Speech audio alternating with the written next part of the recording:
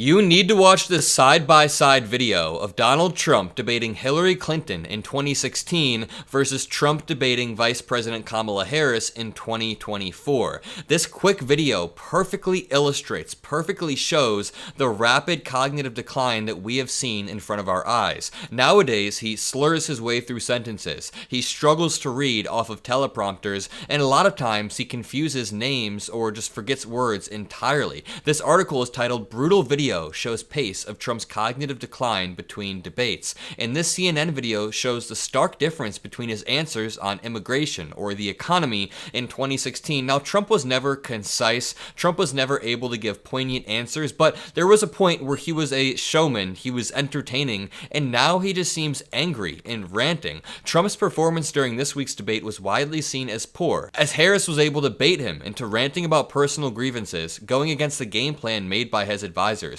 At one point, he tried to combine the right-wing talking points on transgender people, migrants, and criminals all in one sentence. Before I play this, I want to show you John Fiel, a political activist who was on the ground in the days following 9/11 and got injured at Ground Zero and has been an activist ever since. John looks like he wants to say something. You know, I sit here and I watch Republicans and Democrats cherry pick what they want to say to make their points. Donald Trump's not running for president. He's running to stay out of jail. I don't care what anybody says. The man's not capable of a solid thought. And for him, I'm not going to say what I want to say. Listen, I had to shake his hand in 2019 when he signed my bill. I don't like him. I don't like him. I don't think he cares about the American people. Even in the debate or anything he's done at his rallies, he doesn't talk about the issues that Americans face. The table talk, what we're going through, how we pay our utilities, how we put food on our table. But I do think he cares about that. A lot of respect for this man and his on-the-ground activism, but I just want to say he's a normal dude. This is how normal people think about Donald Trump. They see this billionaire who goes on angry rants and realize he doesn't care about the American people. They don't like him for the same reason that John Fiel doesn't like him. Let's move on to this video of Donald Trump, this side-by-side of him melting down in 2016 versus 2024. Watch. We compared his debate answers back in 2016 to the ones that he gave this week after the very first question on the issue of immigration. That is right there in his wheelhouse. This week, as you'll see, he veers off topic several times. Watch. Well, first of all, she wants to give amnesty, which is a disaster and very unfair to all of the people that are waiting in line for many, many years. We need strong borders. First, let me respond as to the rallies. She said people start leaving. People don't go to her rallies. There's no reason to go. They're coming in illegally. Drugs are pouring in through the border. We have no country if we have no border. People don't leave my rallies. We have the biggest rallies, the most incredible rallies in the history of politics. The single biggest problem is heroin that pours across our southern borders, just pouring and destroying their youth. And what's going on here, you're going to end up in World War III, just to go into another subject.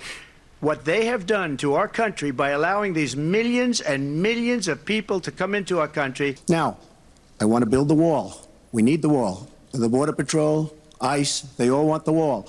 We stop the drugs. We shore up the border. In Springfield, they're eating the dogs, the people that came in. They're eating the cats. They're eating the pets of the people that live there. And once the border is secured, at a later date, we'll make a determination as to the rest.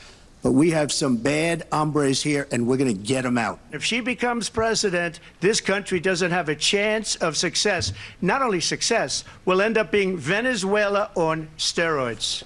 So there was obviously a massive difference between the way Donald Trump was able to engage with the same immigration question in 2016 versus the way that he wasn't able to engage in 2024. And obviously the claim here isn't that Trump was as sharp as attack in 2016. He was lying. Every single breath was another racist stereotype about immigrants, but he at least stayed on topic. There was a through line. He even tried to take a jab at Hillary Clinton's amnesty policy. Of course, what he said was completely false, but he tried to poke poke holes in his opponent's policy. He tried to stay on topic, and he was lying the whole time. In 2024, he talked about crowd sizes. He talked about World War III and not having a country. He pivoted multiple times, and it's funny to see the CNN Chiron say, is there a double standard over Trump's mental acuity? Yes, and they helped create this double standard that exists because they relentlessly covered every single one of President Biden's mistakes while airing Trump rallies with no fact checks. I mean, on this channel, every single time we show a clip of Trump, we relentlessly fact check it, whether it's introducing you to who Viktor Orban is, so you know that Viktor Orban's not well respected, or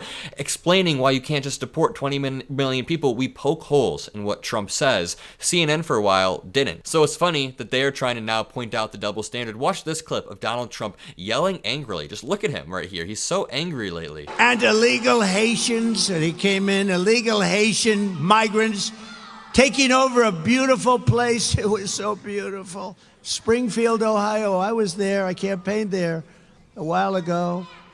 Springfield, it was so beautiful. Now it's just, what a place. Can you imagine you have this small little community, all of a sudden you have 20,000 illegals in your community. Nobody knows where they come from. I'm angry about young American girls being raped and sodomized and murdered by savage criminal aliens.